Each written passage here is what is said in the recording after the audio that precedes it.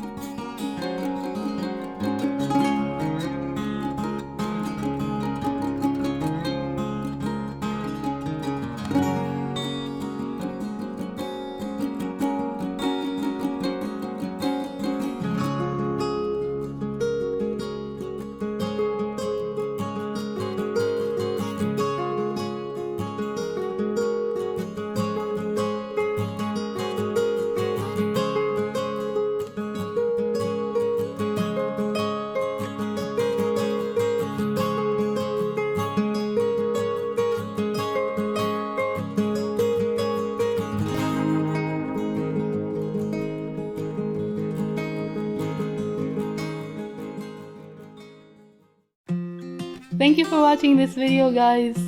I hope you enjoyed seeing the process of making these cute little carrots. If you would like to see more quilling related videos in the future, make sure to subscribe if you haven't already.